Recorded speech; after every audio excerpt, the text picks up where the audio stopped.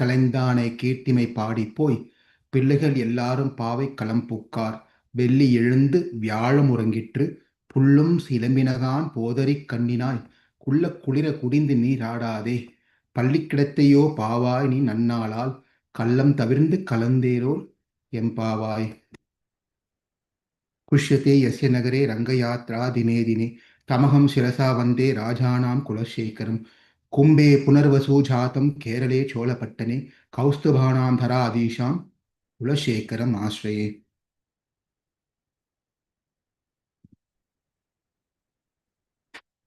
We are on the fifth part of Mukunda Mālā, where in this 11, 12 and 13 sloka, Āļvār is saying that other than Krishna, there is no one else who can protect us.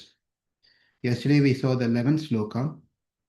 Mābhir mandamano vichintya bahuda yamis chiram yatana namina prabhavanti papa vripuvaha swami nanu sridaraha आलस्यं व्यपनीय भक्ति सुलभम ध्यायस्य नारायणं लोकस्य व्यसन अपनोदकरो दास्यस्य किम्नो क्षमः. So here he very clearly says that understand, my dear mind, that karma is not our God. Karma is not our God. So who's our God? Sridharaha. Sridhara is the God, not karma. Therefore you should not be afraid of karma. Rather, you should have faith in Sridhara. Oh, my dear mind, stop being fearful about what's going to happen to you after that or at the time of the death. The enemies of the karma is Sridhara, who will take care of everything for those who surrendered unto me, surrendered unto him. When he can take care of everyone's problem, why can't he take care of his own servant's problem? He makes sure that everyone is happy after they leave this body. So therefore, do not worry about it. Bhakti is sulabham. Bhakti is sulabham, easy. Just remember Dhyayasya Narayanam. Remember Narayana. He said this yesterday on the 11th sloka. Now, Sangati is, the connection is, after saying this one, mind is thinking, well, that is good, but there are a number of mistakes that I have committed. Some of them helplessly, some of them voluntarily. I've committed some mistakes. Therefore, how am I going to cross this place? It's going to be quite difficult for me to cross this place. Therefore, he says in this today's sloka, bhava-jaladhi-gatānām dvandva-vātāhatānām suta-duhitr kalatra-trān a-bhārārditānām aya-toye majjatām āplavānām bhavatu śaran eko Viṣṇu u-poto narān. Now you're going into decide to go into a swimming and you are not master, but somehow you know to manage. So we go into the swimming pool, and as we go into the swimming pool, again, this whole thing is about oceans, swimming and so forth.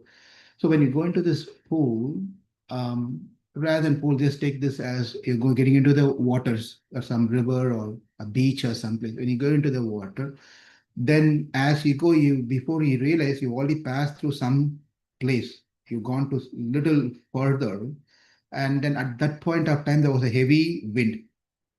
Heavy wind. It's just blowing so heavy that you've been tossed from this side to that side, and different things are happening, because when there's a heavy wind, there's going to be waves. It's going to be tossing us in different directions. Before we could realize, then we see that we are right there on back of us. We didn't realize, but someone dropped some rocks on the back. Now we are tied with some rocks on our back. And what's going to happen at that point of time? We won't be able to swim properly. We'll be drowning into the thing. At that point of time, what is the hope for us? What are we going to do?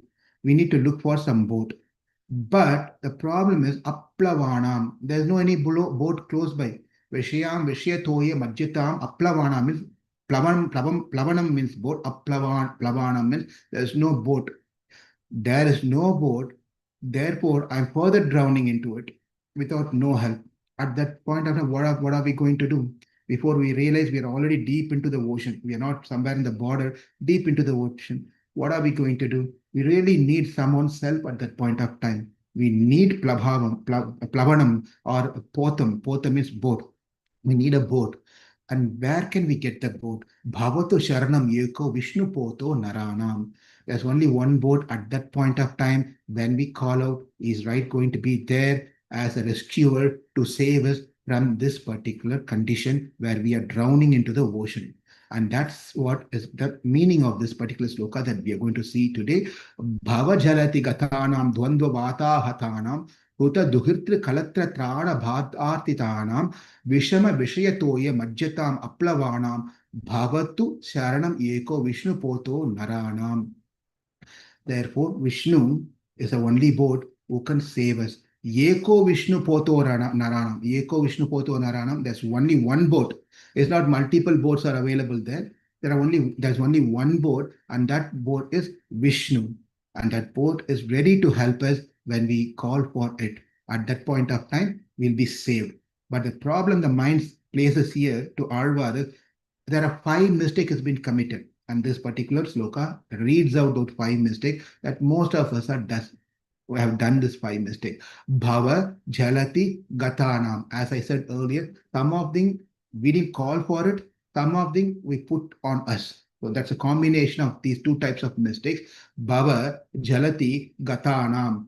Bhava, in this bhava-saghara, in this worldly existence of this worldly ocean, jalati, the water, in the jalati, in the worldly ocean of water, gatānām, we have come into, or we have fallen into, we have arrived, we have reached gatānām. Bhava-jaladhi-gatānām. Every one of us have come into this existence of this material world in the Saṁsāra. This is also realized by us at the time of the birth, before we came out of our mother's womb. At that point of time when we are close to get delivered from mother's womb, not from this world. When we are close to get delivered from the womb of our mother, close to 10 months, at that point of time, the jivatma, the baby within the mother's womb will think, Soham vasanapi vibho bahu dukkha vasam. I am dukkha vasam. This is the bahu dukkha vasam. This place where I am situated right now, this womb of my mother's tummy, dukkham. But I also realize that bahu dukkha vasam garbhana. This is much better than me being delivered or coming out of this mother's womb. That place is going to be much more miserable. At least here I'm constrained by the small space. But when I come out, it's going to be much more miserable. It's going to be impossible. Deva Maya is going to be, as soon as I step out of my mother's womb, put my footstep, Deva Maya. Therefore, I'll be captivated by this Lord's energy called Maya. I'll be blinded by thinking that I am this body, this is my mother, that is my father, here comes my grandparent, that's my uncle, this is my, so many things. We get attracted so much. Therefore, where is the possibility for me to think about you, Krishna, when I come out of my mother's womb? Therefore, it's better off, please do not deliver me. Let me not come out of this place. Deliver me straight away from this place directly to Vaikuntha. Directly to Vaikuntha. So when we realize, there are some rare souls who realizes this within the womb of the mother, they are called Garbha Sriman. Sriman, they are blessed by the Lord. What happens is when the child within the womb thinks like that, when it's about to ready to be come out of mother's tummy, womb, at that time, what Lord does is shatam. There is a vayu called shatam. With the shatam, he just the vayu blows on the top of the head of the child, because the child get pushed out, right? When the baby comes out, what comes out? The head comes out. The head should come out. At that time, there's a particular vayu that comes and hits the baby's head called shatam. And the baby comes out. When the vayu hits the head of the great force hits the head of the baby, at that point of time, the baby forgets whatever he did inside and whatever prayers he did inside. It comes out at happy birthday to you. Or, congratulations. Oh, all those things happens. And it's like, oh, this is the first time ever I'm coming into this existence. It's so nice, so wonderful. The baby is being happy. Therefore, in the temple, we have this, in the temple, Vishnu temple, we have Shadari.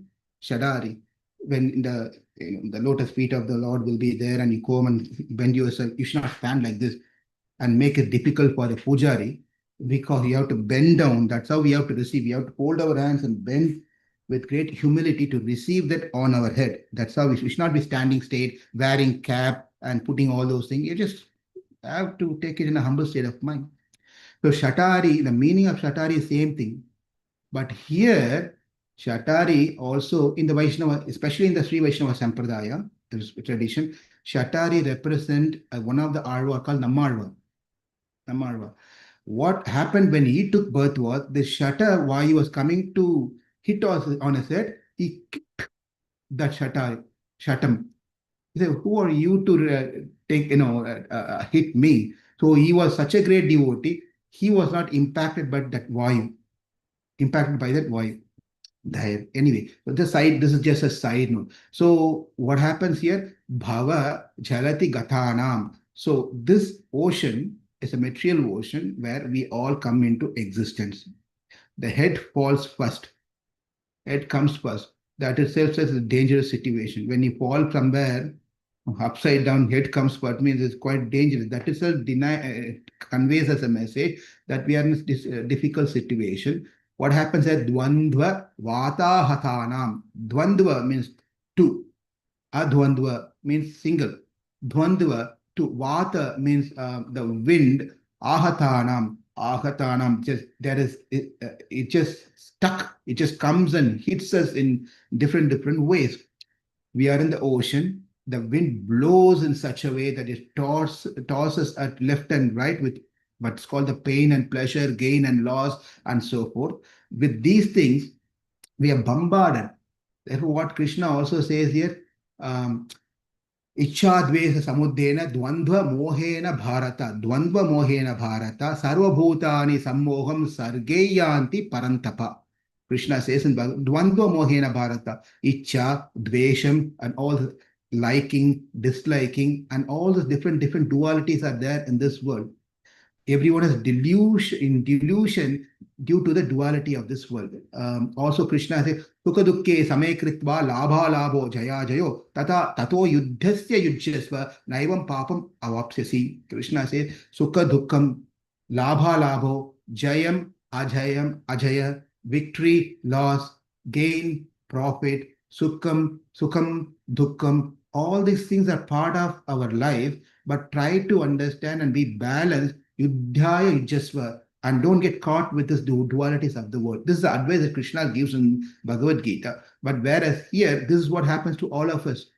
We fully get into this happiness mode sometime. We get into the distress mode sometime. We lose something. We gain something. We get praised by someone. We be disgraced by someone. Therefore, Krishna is samas. What is he saying?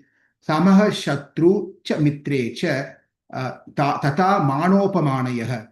He says, Sitoshna sukha dukkeshu samasanga vivarjitaha tulya ninda sutir mauni. If you should remember these slokas again, where he says, whereas one who should consider friend and enemy equally, manam apamanam, sita ushnam, dukkam and sukham, tulya ninda, even if you've been disgraced or spoken bad, that time also, everything you have to consider as equal, or don't even bother about any of this thing.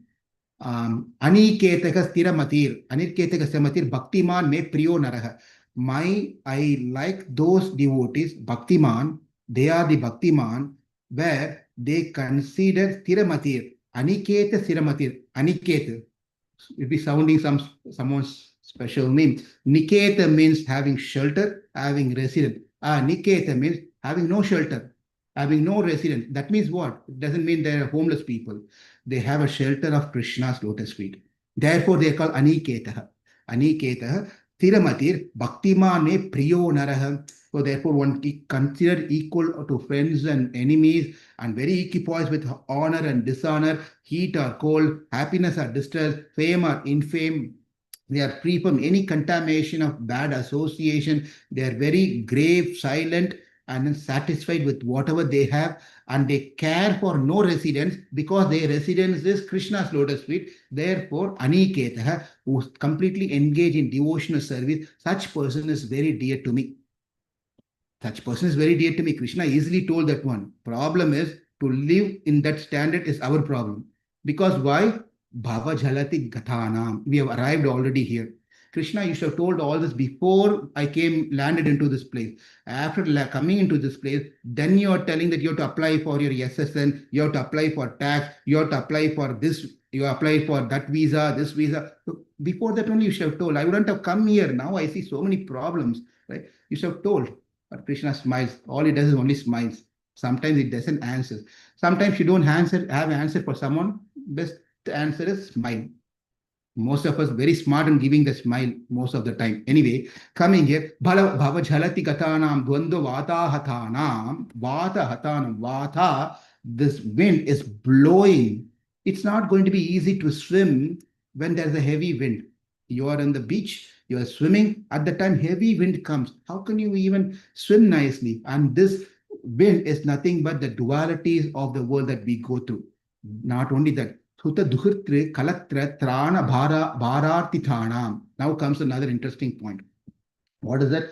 As you're just imagine you're on a ride, you got a boat and you're going into the beach and taking the boat into the ocean. As you go, then you realize that the heavy wind. Also, you realize you're not alone in that boat. Suta-duhitr, kalatra, all those different passengers also there. Suta, son, duhitr, daughter, kalatra, wife.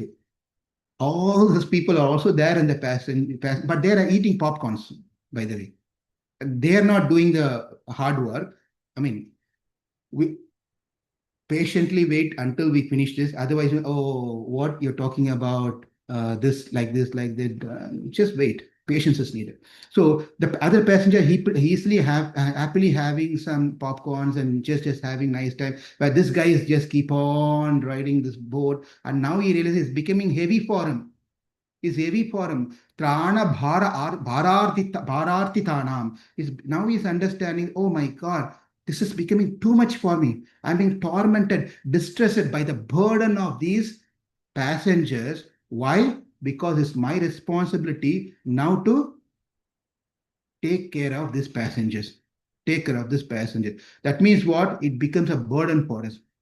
When I was born, I was blown by the wind, and then now I feel there's a heavy passengers, a heavy weight on my boat. I cannot go any further. As we are going further, now the waters are slowly coming into the boat. Is easily coming into the boat. There's another explanation is also given. It's not part of this sloka. The boat has holes. Just imagine.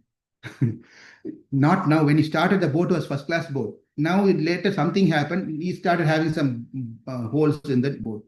Imagine what's going to happen. The passengers is there, wind is blowing, you're deep into the ocean. Now the boat has holes. Done deal. Govinda, Govinda, as they say. Govinda name should not be used for like this, but it's been made fun sometime in some places. Govinda means it's gone. That's not what Govinda meaning. It's a nice name, Govinda Namam. Anyway, now with all these things that going on, what are we going to do?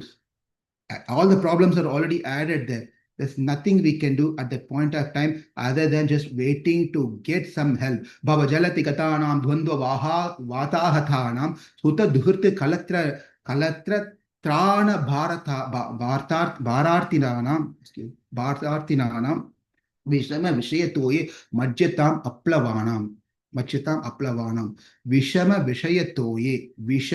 Viṣṇu means here, the unpredictable thing, difficult, dangerous, harmful, troublesome, unfavorable. This is all different meanings given to Viṣṇu. Viṣaya-toye. Viṣaya-toye means the Viṣaya means the senses.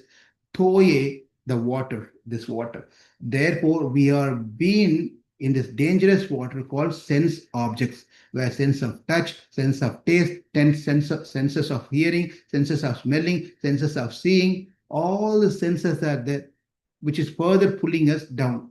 This is the most dangerous one in the samsara. If we don't have control of the senses, then even an expert swimmer will drown. We can see from great stories from the Puranas. Vishwamitra as an example, and Yayati was a great king. He also fell into the same problem, and so many are there like that. Therefore, you may think you're a great swimmer, but if you don't have the control of the sensor, then we will be drowned. That's the point. Why? Because we are in this dangerous water. Majjatām, we are drowning into the ocean. Majjatām āplavānām, where there is no boat to save us. We are into the place where there's no boat into. You may think, Prabhu, is this boat not I am? Like me, there are not other boats also in this samsara? Yes, the other boats are also there. But the problem is, they're also drowning. There are other boats also there, but they are also drowning. If they are drowning, where is the point of they can save us? What they have to save themselves, then they can save us. Therefore, this sloka says 5 things. There are 5 problems for us. Bhava-jaladhi-gatānām, number 1. Dvandva-vātāhatānām, number 2. Suta-duhitr, kalatra-trān, a-bhārārditānām, number 3. aya-toye, majjatām, number 4. āplavānām, number 5. These are the 5 things. 5 things for who? Narānām, not for anyone else. Narānām, for mankind. For us, bhava-jaladhi-gatānām narānām, dvandva-vātāhatānām narānām, suta-duhitr, kalatra-trān, a-bhārārditānām narānām, aya-toye, majjatām narānām, āplavānām narānām. So what are we going to do when things are not going the way that we are thinking, and we are already in a situation, a place where we are going to drown next moment? What is the hope for us? Bhavatu śaranam eko Viṣṇu-poto narānām. Bhavatu may be is blessing the mind, and to all of us, āļvār is doing so. Bhavatu may be so that śaranam, the refuge, ekah, there may be only one refuge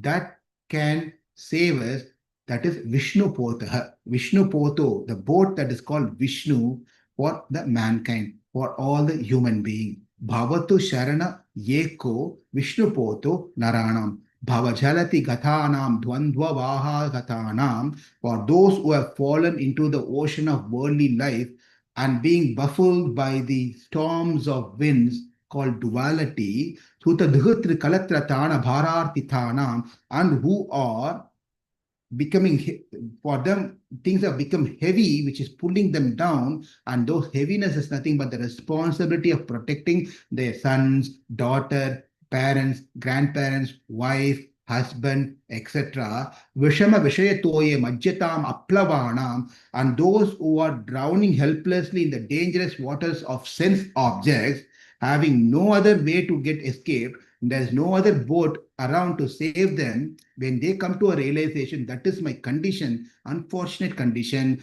Bhavatu śaranam eko Viṣṇu-poto narānām. May there be only one and only boat called Vishnu become the refuge for such human being.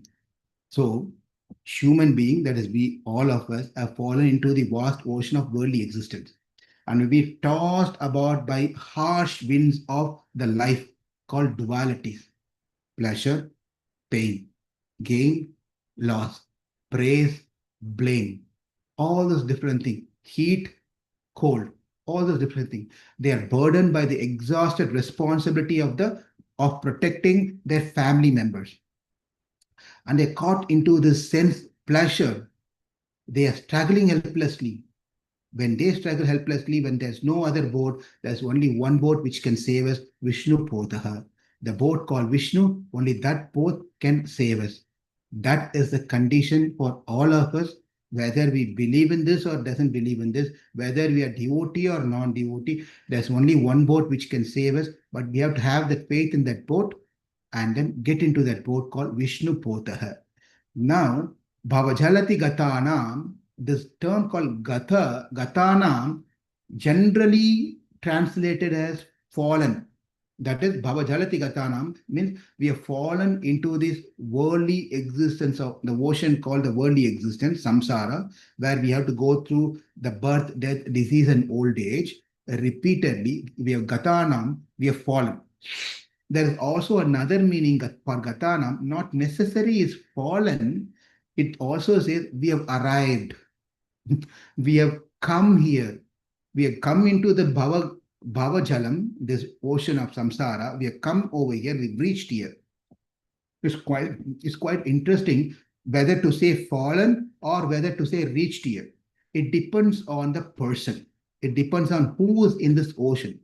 For those people who are in a better place within this ocean, not necessarily deep into the ocean, not necessarily they are carrying the burden in the back, not necessarily though they're going to be tossed by the winds, for them, gatānām means they have reached, they have arrived. Not necessarily you have to take that they have fallen into the material existence. But those who have been tormented by the dualities, those who are having the weightage on their back, and they are struggling deep into the ocean when they don't have any other boat, for them, gatānām means fallen. So we want to have to interpret it, this particular sloka, whether we consider ourselves a fallen to this material existence of samsara, or we have reached into the samsara. So what? What does it really matter for us whether we are fallen or not fallen? The family becomes a bhāram when the family is not favorable. The family becomes lighter when the family is favorable.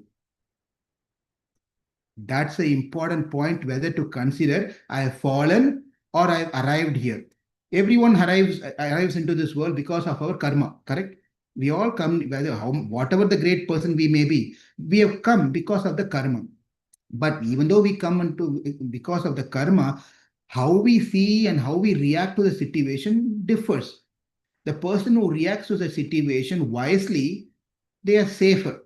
The person who reacts to the situation wildly, then they're in a dangerous situation. Therefore, we should understand that what is considered to be favorable and unfavorable.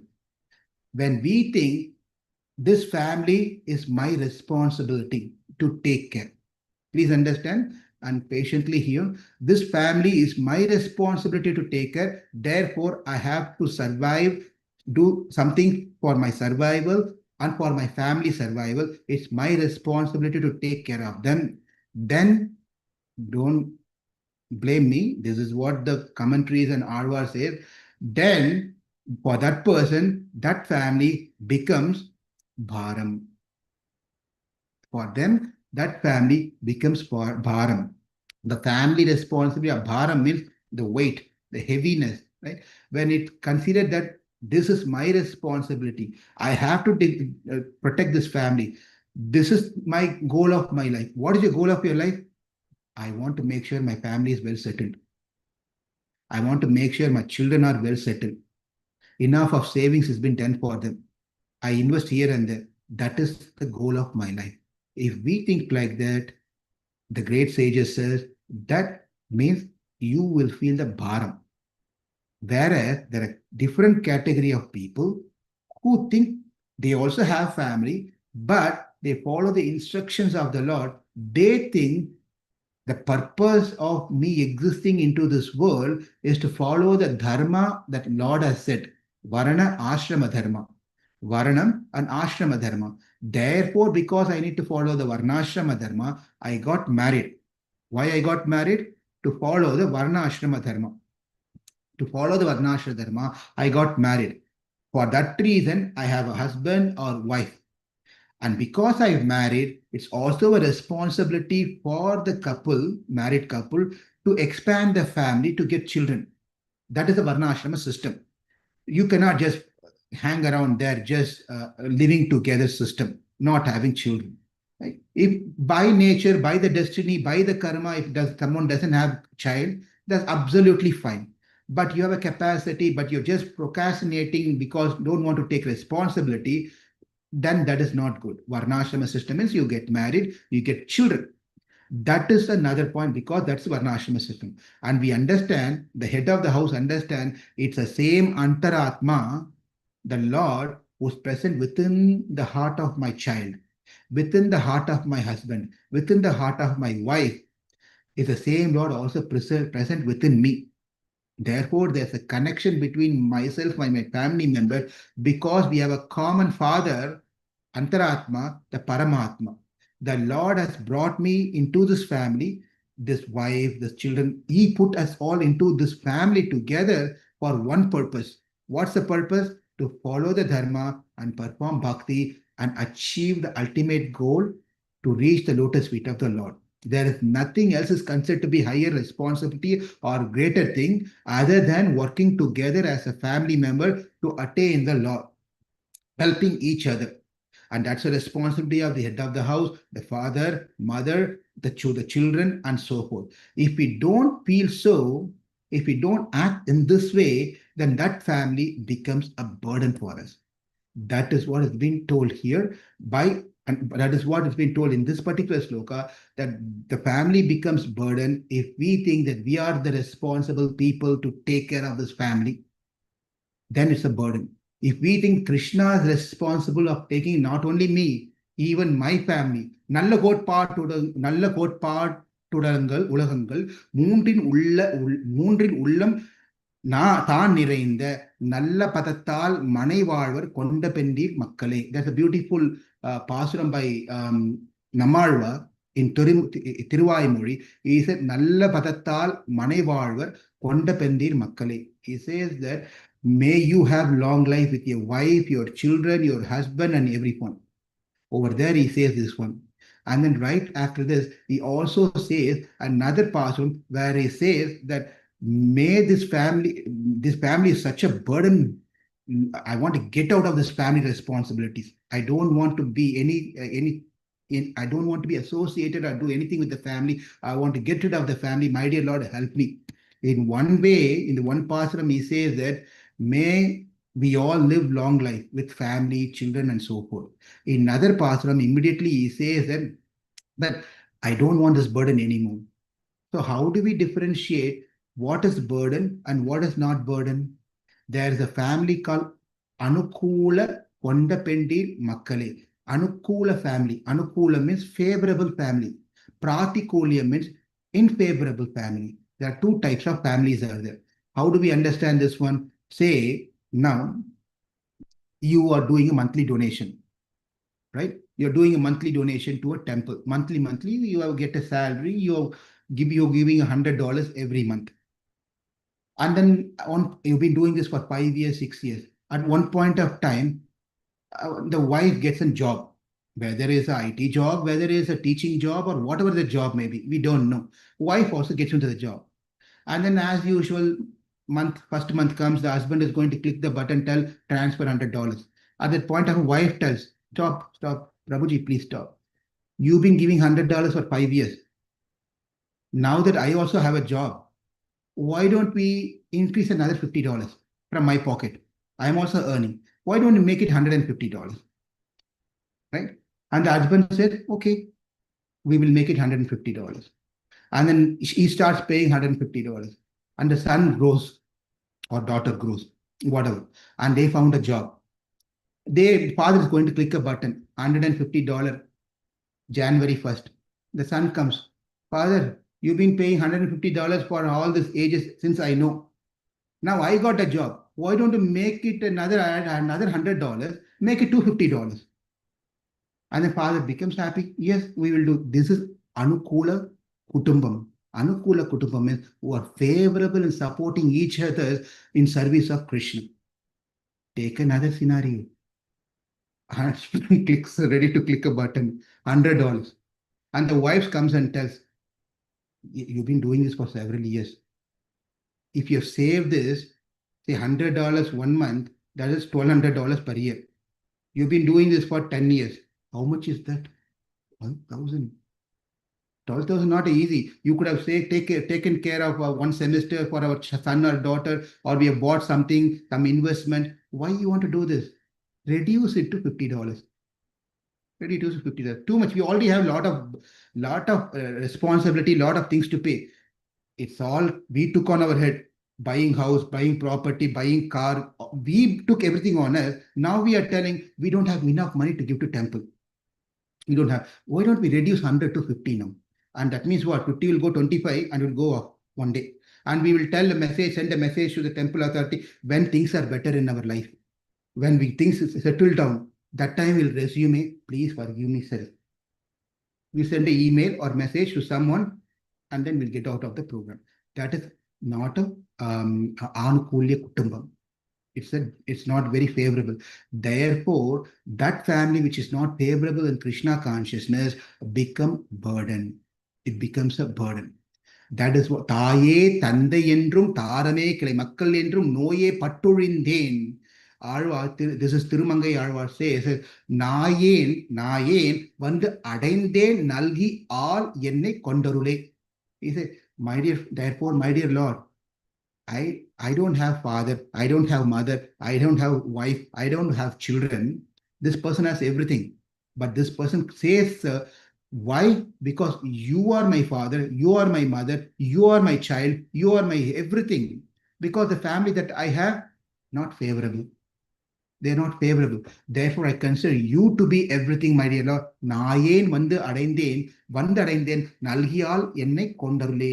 Therefore, my dear Lord, accept me. I'm falling at your lotus feet. I am a lowly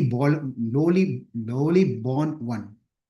Therefore, that relation that we have in this world, family, children, wife, and so forth, are called abhasa bandhu. Abhasa bandhu means they're not favorable. They may pull us down from the Krishna consciousness. Where anukula bandhu or anukula relation kutumbam is they're favorable in supporting. Oh, you want to go to temple? Please go. You want to do some extra services? You please do extra service. You want to give some extra donation? Give extra donation. You want to invite someone? Please invite someone who is favorable. That kutumbam is favorable kutumbam. Otherwise, it becomes bharam. aya-toye majjatām. This aya-toye, this senses that we have are pulling us in all different directions. We have five senses. Sense of hearing, sense of touch, sense of smell, sense of hearing, sense of taste, and so forth. These are five senses that we have.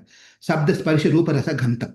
Right? So these five senses are pulling us in all different directions. But what we have to do is get that senses, let it enjoy. Let it see the beautiful form of the Lord. Let it hear the beautiful story of the Lord. Let it smell the beautiful tulasi of the Lord. Let it chant the name of the Lord. Let it taste the prasadam of the Lord. Let it touch and serve the devotees of the Lord.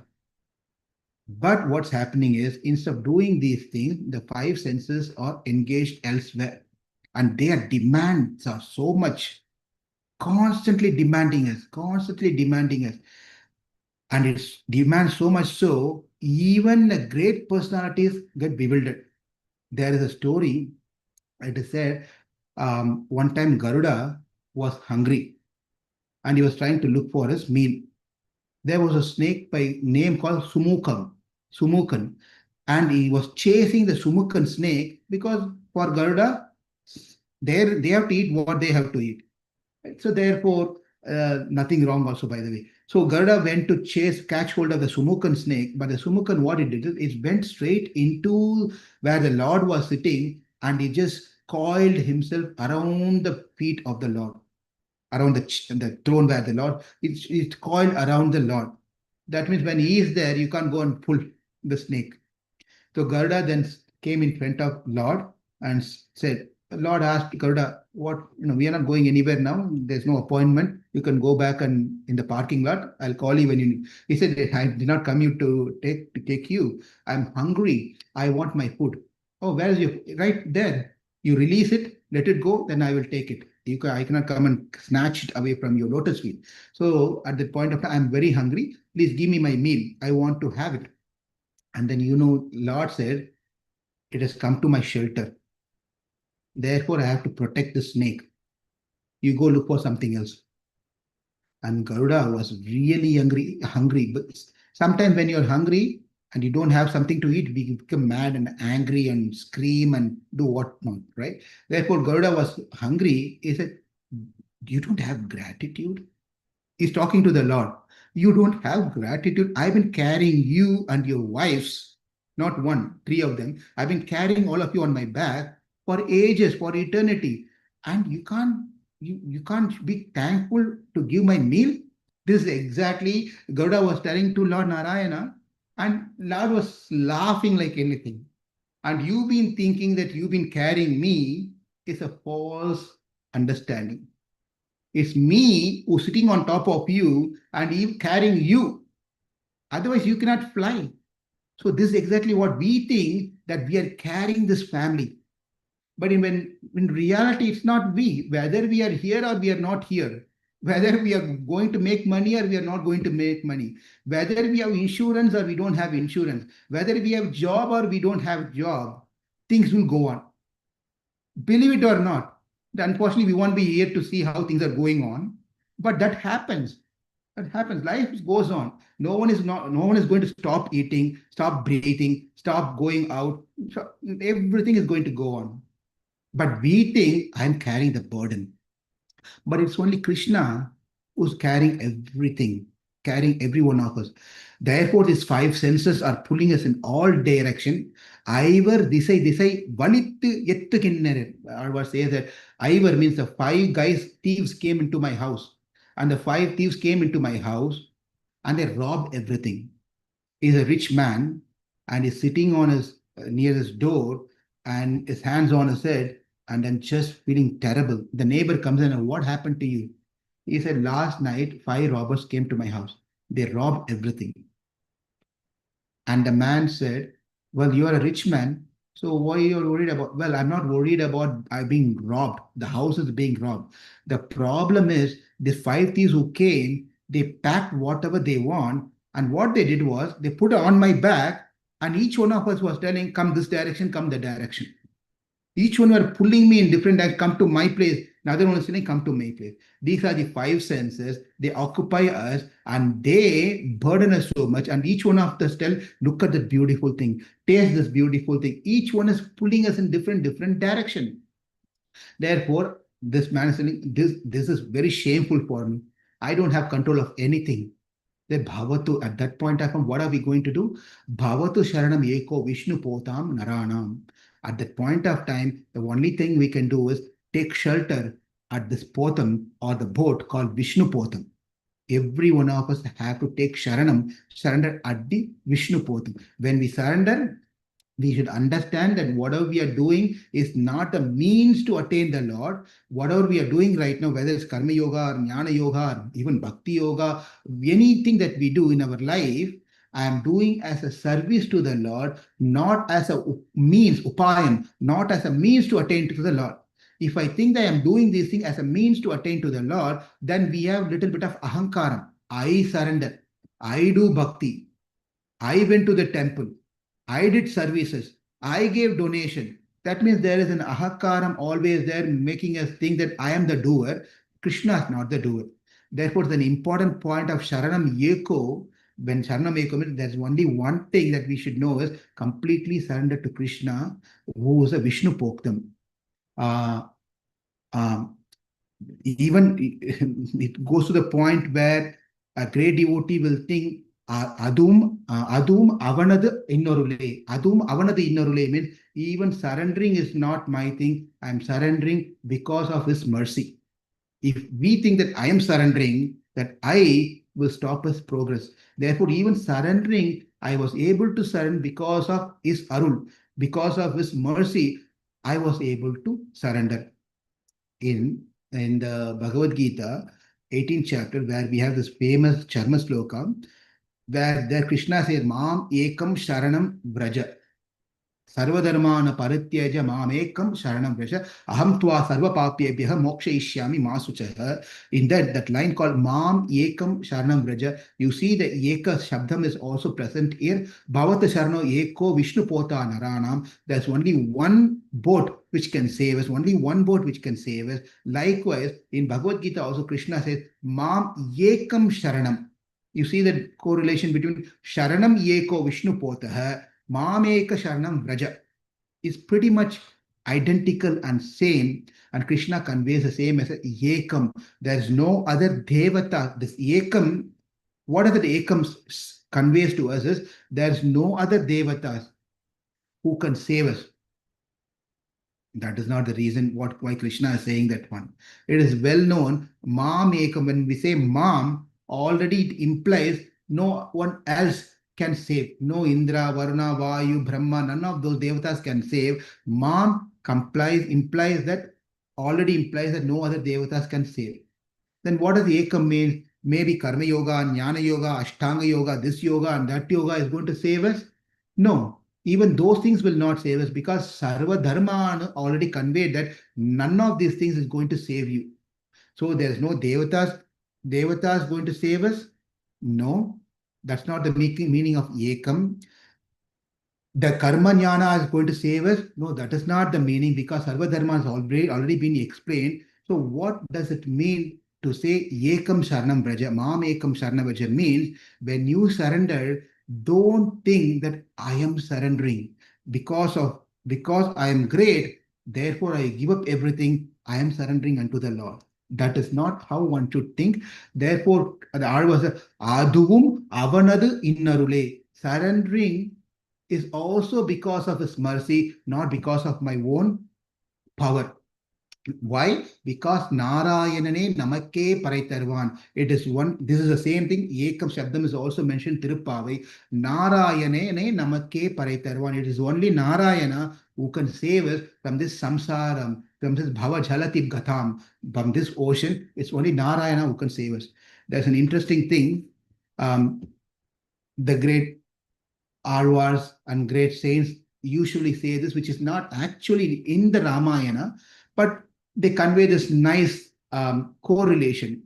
When Rama was ready to cross over the river, at the time Guha was helping, he brought his boat. And then Rama, Lakshmana, Sita, they sat in the boat. And they were all going in the river to cross the river across and go to the next place.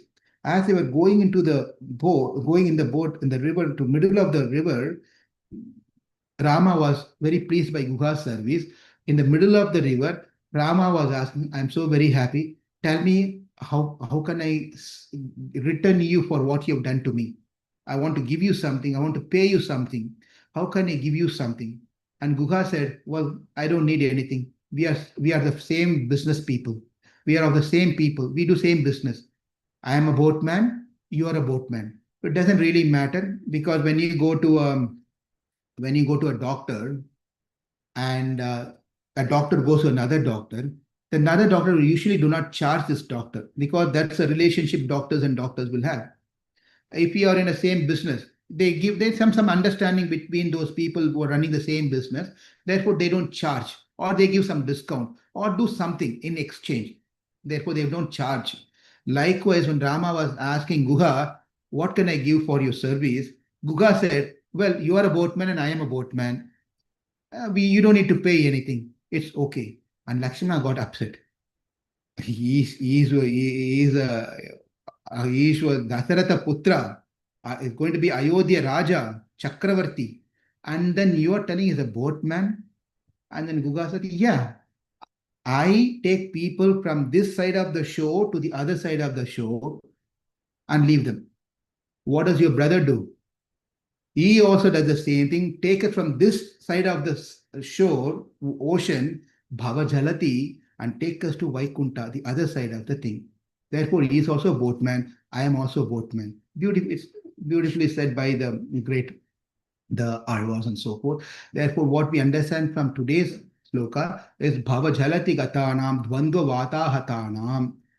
We are in this ocean. We've been bombarded by the winds that blows called duality. And then we have a weight called suta-duhitr kalatra. The weight is pulling us down. The bharam is pulling us down. And also Vishayam, the senses is also pulling us all a different direction. Then we have no āplavānām. There is no boat to save us. The only boat that can save us at that point of time is Narayana, Viṣṇu Potam.